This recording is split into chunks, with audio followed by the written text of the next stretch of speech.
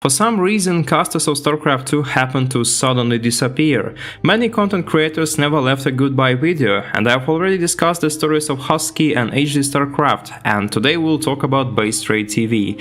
If you have never heard this name, BaseTradeTV was an organization founded by Graham Rifkin Rogers for the purpose of developing a community in StarCraft 2. In this video, you'll get to know what made this project special and why it eventually had to close down. Starting in 2013, BaseTradeTV made a lot of StarCraft 2 content. Rifkin, the founder of it, used to be a League of Legends streamer who decided to take an active part in a new community. In the first years, BaseTradeTV was focused on hosting small online tournaments and covering different StarCraft 2 esports.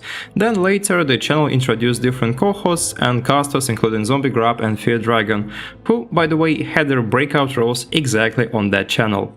Rifkin was a great gift to the struggling StarCraft 2 esports. His small tournaments served as an extra source of income for semi-professional players and a career opportunity for many people within StarCraft 2. His efforts were positive for the scene, and it was a good example of how a small independent company can grow in together with the whole community. Overall, BaseTradeTV hosted a big number of different tournaments, and I'm not even sure Liquidpedia has all of them on the website. Eventually, Rifkin and ZombieGrub became a fixed duo that worked together most of the time. However, this small company, despite great success and appreciation in the beginning, had a lot of hardships down the road. Rifkin and ZombieGrub were quite different from each other. While he was more straightforward and sometimes bad at responding to criticism, ZombieGrub could often smooth things over if they got into a controversial situation. And when Rifkin would tell people off, ZombieGrub was trying to act as professional as she could. However, it was not enough, and the amount of drama and conflicts was over the edge. Despite some early issues and small scandals, people believed that, of course, BaseTradeTV would just grow over it and become less rough and more mature. And while it was certainly true, there still was a lot of tension with a number of people. Of course, I could list and explain all of them, but they usually have a similar scenario. Something arguable happens, Rifkin gets really mad and angry, and then follows with a weak apology later. At least that's how most people saw it. For example, one of the first dramas, SortOf and Firecake match. These two guys were playing an online tournament, and normally you should wait for any streamers and observers to join, but the waiting time was too long and both players decided to start a match. SortOf then managed to win and advance to the next round, and then Rifkin ordered him to play again, but on the stream this time. SortOf refused to do so, and he was disqualified on spot, banned for 2 months, and also mocked by Rifkin on Twitter and BaseTradeTV streams. Well, a bit rough, but seems legit, right? But it turned out that the waiting for streamers wasn't even in the rules, so the whole disqualification issue was just too much.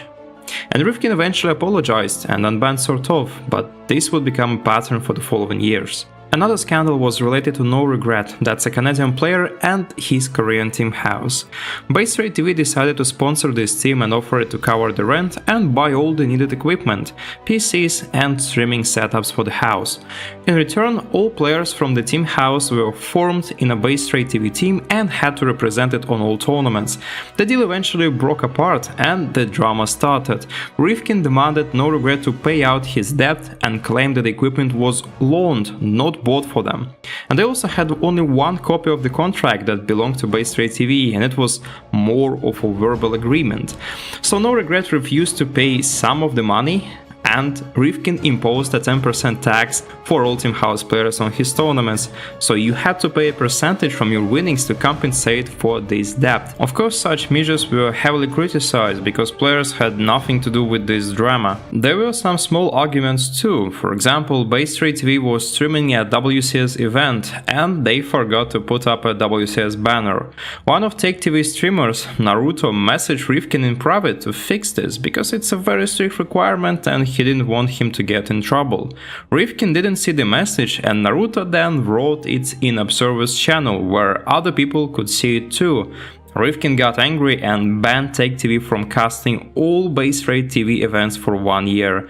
And this was quite weird because Naruto was actually trying to defend him and save from any future troubles. The last nail in the coffin was the Feardragon scandal. Just as it happened with ZombieGrub, before getting into the main stage, Feardragon was doing a lot of work with Rifkin and was later invited to cast WCS events. Another conflict happened exactly during this clip. He literally loses the probe on the other side of the map. And 4 workers have gone down so far.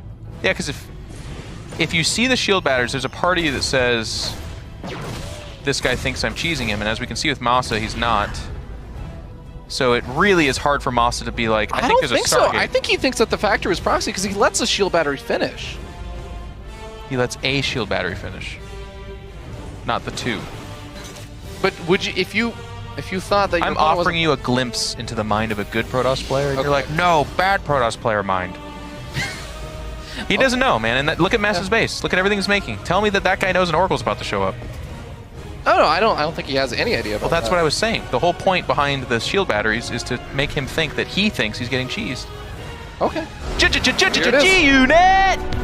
And look at that, guys. Not only did I do a crappy job observing, I fought back Feardragon's want to change what I was sharing with you guys, and I correctly called the game. So, to sum up, In Control was being of course a bit harsh on Feardragon, pointing out his bad prediction skills, and then Rifkin wrote a big post criticizing Feardragon, and he said that Feardragon adds zero value to WCS broadcasts.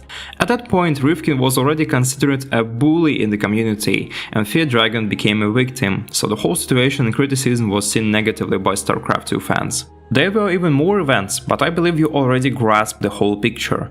Even though Rifkin and BaseTradeTV were doing a lot of good for StarCraft 2, he also found himself under heavy criticism most of the time.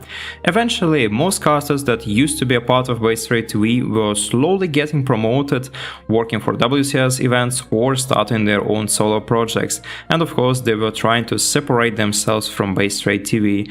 This is exactly what happened to ZombieGrub, the most loyal and longest ally of Rifkin. Of course, we can't deny that BaseTradeTV was doing a great job helping save the game in the worst times of Heart of the Swarm and early Legacy of the Void, where the numbers were quite bad and people were losing interest in the game and the views on Twitch were dropping each month. But in 2017, StarCraft 2 suddenly had a great resurgence and it became free to play and a lot of new players joined the community. Now Rifkin had to compete with many other up-and-coming content creators, including Wadi and Lovko. There were also many other casters, Maynarde and Roti. All of them became as active as ever. Most of them were also doing their own small events and tournaments, and BaseTradeTV no longer had any unique advantages. And if we add the controversial reputation that Rifkin had, it all becomes quite predictable. After some years, the popularity of BaseTradeTV started to decline, and it was fairly obvious that BaseTradeTV would never be as big as it used to be. Finally, in 2012, Rifkin switched from StarCraft 2 to broadcasting many other games, and you can still check out his content on the Twitch page. And that's it for the story of BaseTradeTV. They no longer produce any StarCraft 2 content, and it's just a memory of the past. If you enjoyed it, don't forget to subscribe for more and check out other StarCraft 2 related videos. Have a good day, good luck, and have fun.